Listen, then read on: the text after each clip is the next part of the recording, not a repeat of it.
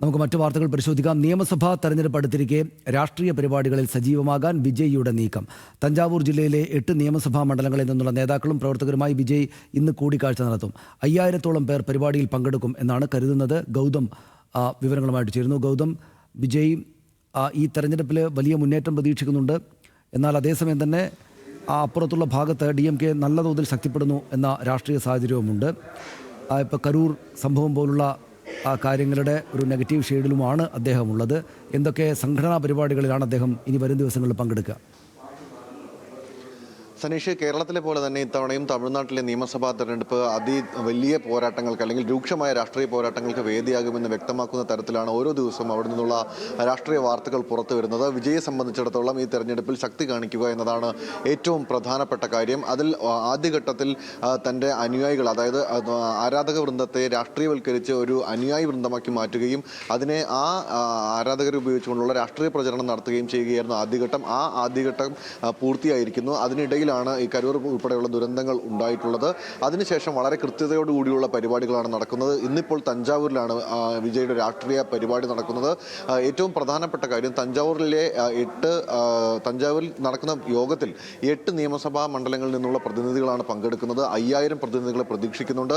52 ഇന കണ്ടീഷനുകൾ, നിബന്ധനകൾ വെച്ചുകൊണ്ടാണ് ഈ പരിപാടിക്ക് അനുമതി നൽകിയിരിക്കുന്നത്. തഞ്ചാവൂരിലെ 10 ഏക്കർ വരുന്ന സ്ഥലത്താണ് ഈ പരിപാടി നടക്കുന്നത്. അത് സെങ്കിപ്പട്ടി എന്ന് പറയുന്ന സ്ഥലമാണ്.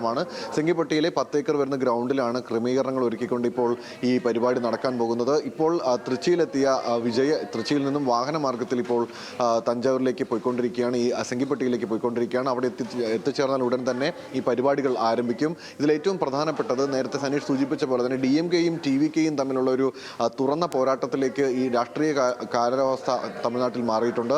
അതിനനുസരിച്ചുള്ള പ്രവർത്തനങ്ങളാണ് ഇപ്പോൾ ഇരു കൂട്ടരും ആസൂത്രണം ചെയ്യുന്നത്. 2-3 ദിവസങ്ങൾക്ക് മുൻപ് DMKയുടെ നേതൃത്വത്തിൽ സമാനമായ രീതിയിൽ, അല്ലെങ്കിൽ വിജയ് നടത്തിയതിന് സമാനമായ രീതിയിലുള്ള വലിയ റാലികളും വലിയ പരിപാടികളും നടന്നിരുന്നു. ഓപ്പൺ ബസ്സിൽ DMK നേതാവും മുഖ്യമന്ത്രിയുമായിട്ടുള്ള സ്റ്റാലിൻ ജനങ്ങളെ അഭിവാദ്യം ചെയ്യുന്നതൊക്കെ നമ്മൾ കണ്ടതാണ്. അതായത് TVK മോഡൽ പരിപാടി DMKയും നടത്തുന്നു.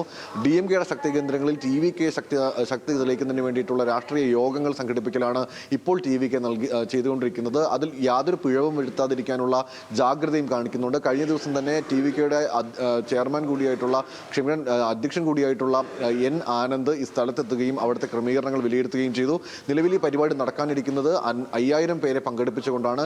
അത്തരത്തിൽ പ്രതിനിധികളെ തീരുമാനിച്ച് വളരെ കൃത്യതയോടുള്ള രാഷ്ട്രീയ പരിപാടികളായി ഈ പരിപാടി മാറിയിട്ടുണ്ട്. ഇപ്പോൾ സെങ്കോട്ടയ്യൻ ഉൾപ്പെടെയുള്ള ആളുകൾ TVKയിൽ ചേർന്നതുമായി ബന്ധപ്പെട്ട് പിന്നീടുണ്ടായ മാറ്റം നമുക്കിതിൽ പ്രകടമാണ്. എന്തായാലും ഇക്കുറി നേരിട്ടുള്ള പോരാട്ടത്തിലേക്ക് ശക്തി കേന്ദ്രങ്ങളിൽ പരസ്പരം തങ്ങളുടേതായ കഴിവ് തെളിയിക്കുക, അതിൽ എത്രമാത്രം മുന്നോട്ട് പോകാൻ പറ്റുമോ അതിനുള്ള എല്ലാ സംവിധാനങ്ങളും ഒരുക്കുക എന്ന നിലയിലാണ് ഇപ്പോൾ കാര്യങ്ങൾ പോകുന്നത്.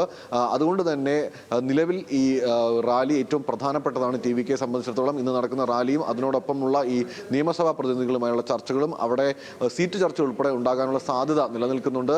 ഈ യോഗത്തിന് ശേഷം ഒരുപക്ഷെ പ്രധാനപ്പെട്ട നേതാക്കളുമായുള്ള ഒരു കൂടിയാലോചന നടക്കുമെന്നുള്ള റിപ്പോർട്ടുകളും പുറത്തു വരുന്നുണ്ട്. സനീഷ്, ശരി, നന്ദി ഗൗതം വിവരങ്ങൾക്ക്. എന്തായാലും വിജയ് അദ്ദേഹത്തിൻ്റെ സംഘടനാ പരിപാടികളുമായിട്ട് അദ്ദേഹത്തിൻ്റെ അണികളെ ഒന്നുകൂടെ ഈ രാഷ്ട്രീയവൽക്കരിച്ചിട്ട് പാർട്ടിയുടെ പ്രവർത്തകർ കൂടെയാക്കി ശക്തരായ പ്രവർത്തകരായിട്ട് മാറ്റാനുള്ള ശ്രമങ്ങളിലേക്ക് ഏർപ്പെട്ടുകൊണ്ടിരിക്കുകയാണ്.